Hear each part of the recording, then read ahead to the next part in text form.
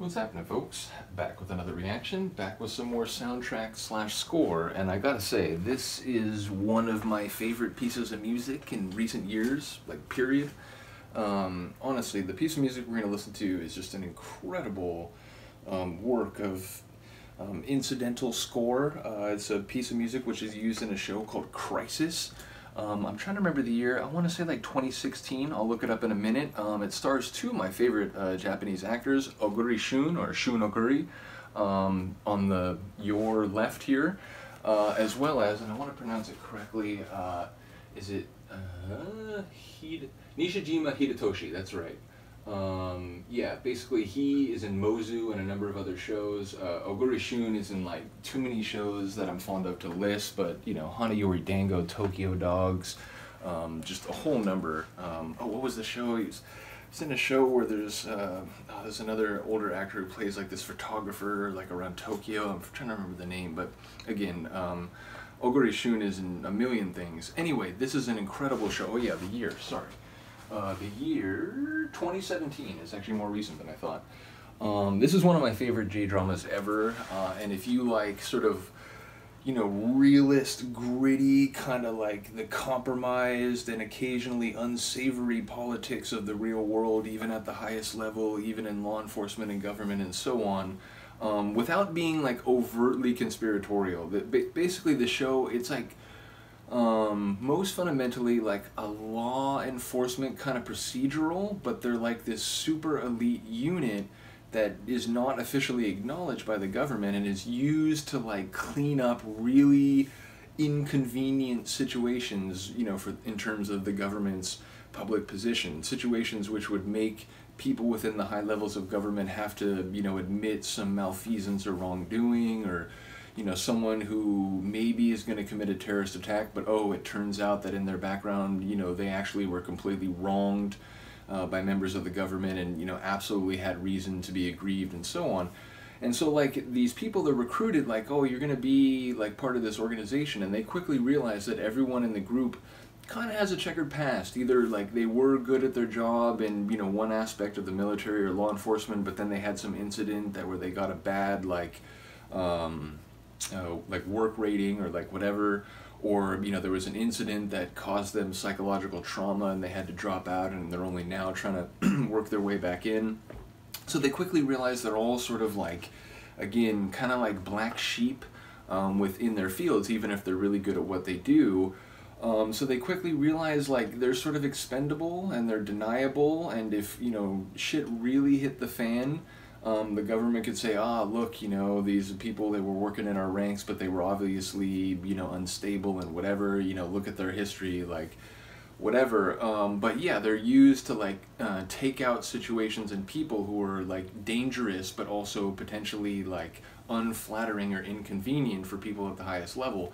And the more the show goes on, the more they realize they're being used as, like, you know, they're helping situations that, again, need to be helped or solved because, you know, they're like, people in the general public could be hurt, they could be in danger, but the more they do it, they realize they're being used to do dirty work, to like tie up loose ends from past misdeeds by people in government and so on, and they become increasingly jaded, and like, you know, by the end of the show, there's a couple people that they end up like taking out, but they don't really have all the information until it's like too late, basically, and they like end up doing something that if they knew everything they wouldn't have done. And you know, essentially the people who sort of run this team from within the government are like, hey, you know, like, look, your tools, nothing more, or whatever. And it has this really dark end where they all kind of like, it's implied at the end of the last episode, after they've been manipulated particularly badly by the person who sort of like, you know, with deniability runs the team, it's implied that they're all thinking about maybe sabotaging not only, you know, their unit, but like, you know, maybe setting a bomb. And like, there's one guy who does ballistics and he helps like disarm bombs in a couple episodes, but then it shows him maybe planning to like put a bomb somewhere, and that like it shows another guy like maybe thinking about, you know, just kind of going rogue. And like, so bottom line, it's a really sort of gritty, like, again, real politique sort of show, without being overtly conspiratorial. It's not like a show like Prison Break or something, but again, it's a kind of like at the highest level, you know, there's like hard choices that have to be made, and people with ambitions and dirty past to hide are the ones who make them, and so on. And it ends in kind of this really dark place, but the music throughout it is incredible. So we're going to listen to a tune. The soundtrack is done by a veteran of J-drama and Japanese movie soundtracks. The name is Sawano Hiroyuki, or Hiroyuki Sawano, or Sawano to, you know, do the American. Basically, Hiroyuki is the given name, Sawano is the surname. But yeah, he's done a lot of like soundtracks and scores, I think, for like anime, like J-drama, as well as movies.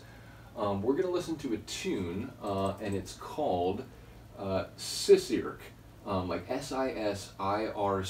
I'm not quite sure. There's no like phrase that I remember from the show that would make that necessarily relevant in terms of like, you know, it was actually used as a phrase.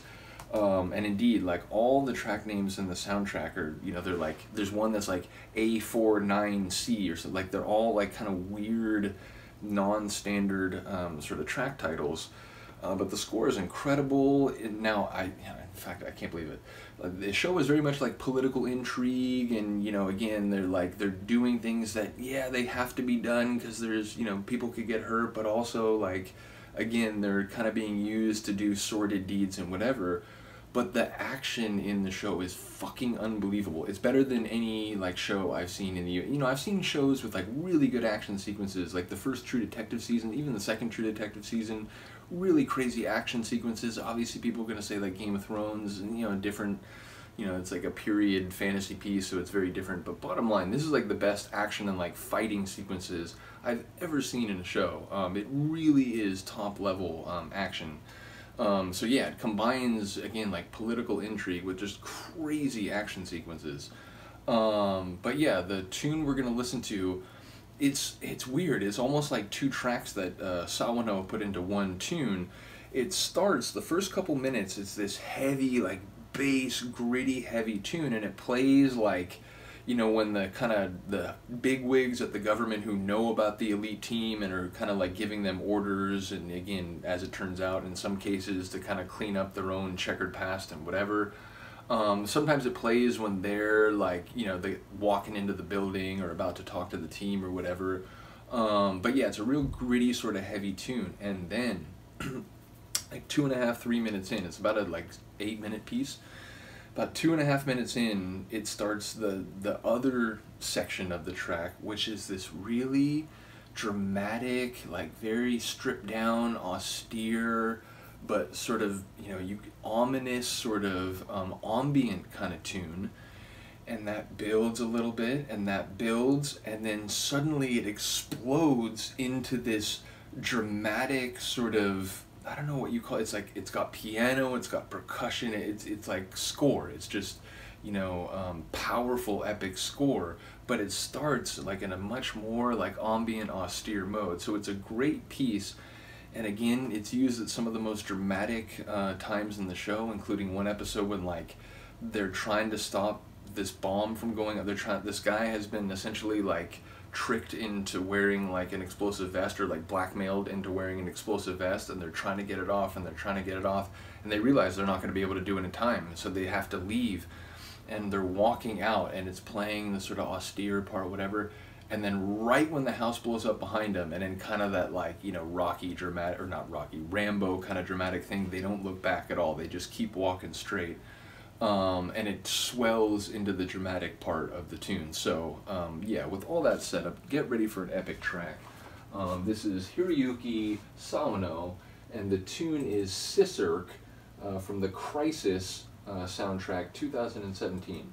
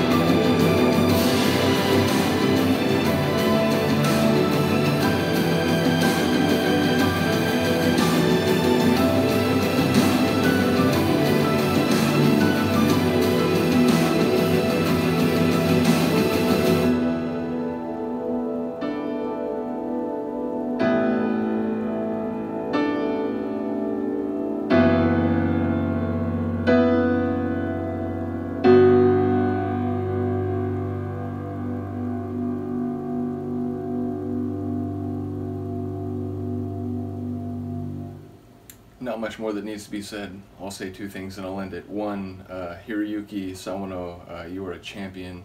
It's an unbelievably good piece. Number two, anyone who hasn't seen it, and if you aren't interested in good television, especially kind of gritty, like neo-noir and so on, with great action, please check out Crisis.